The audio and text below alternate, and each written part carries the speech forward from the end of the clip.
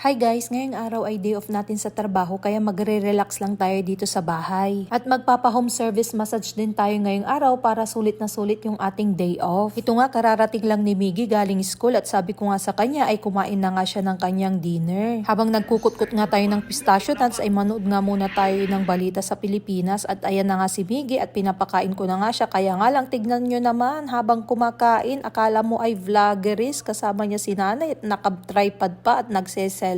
At nandito na nga si Ate Marlene, ang ating massage therapist ngayong araw. Siya yung laging nag-home service amin ng masahe dito sa bahay. Kaya sa mga kaibigan natin dito sa Edmonton na naghahanap ng massage therapist na pupunta sa inyong bahay, ay mag-PM lang kayo sa akin at ibibigay ko ang contact number ni Ate Marlene. Highly recommended ko yan guys at sobrang galing niyang magmasahe kaya magpabook na kayo ahead of time dahil sobrang dami niyang mga clients dito sa Edmonton. Grabe, sobrang sarap sa pakiramdam at nakatulog talaga ako habang minamasahe ni Ate Marlene at sulit na sulit ngayong araw ang ating day off. Pagkatapos nga niya akong masahiin ay isinunod na nga rin niya si Bochi. At pwede nyo ring i-request sa kanya kung anong mga services ang gusto ninyong ipagawa sa kanya. Ayan, mayroon yung massage with cupping, massage with hot stone at kung ano-ano pa guys. Grabe, sobrang matatanggal talaga yung mga lamig-lamig mo sa katawan at sobrang marirelax ka talaga pagkatapos ng iyong masahe.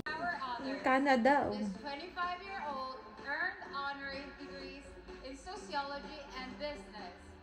Pagkatapos ng masahe namin na ito, nagre-relax na nga lang kami sa harapan ng TV at nanonood kami ng Miss Universe Preliminary Competition ngayong gabi. Inaabangan ko kasi si Miss Philippines Ayan, Michelle D Philippines. sa kanyang performance ngayong gabi guys. Oh, yan na si Philippines. Ganyan talaga siya kasi Michelle D. 28 na siya. Hello. Yan na si Philippines Green.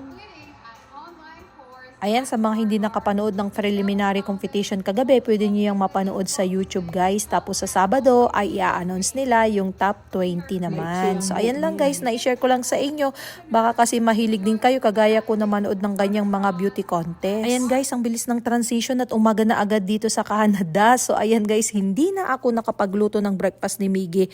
At nag-order na nga lang ako ngayon sa Skip the Dishes ng kanyang babaunin. Kaya nga lang guys, ay nalit nang dumating itong in-order ko, inabot ng 1 oras bago ito i-deliver. Kaya hindi na nga rin nakapagbaon si Miggy. Nagdala na nga lang siya ng apple, tsaka crackers, at tsaka yung Yakult. Kausap ko nga kanina ang customer service ng Skip the Dishes ay sabi nga naman niya ay bibigyan daw niya ng credit yung account ko para sa susunod na mag-order ako ay meron naman daw akong pakonsuelo.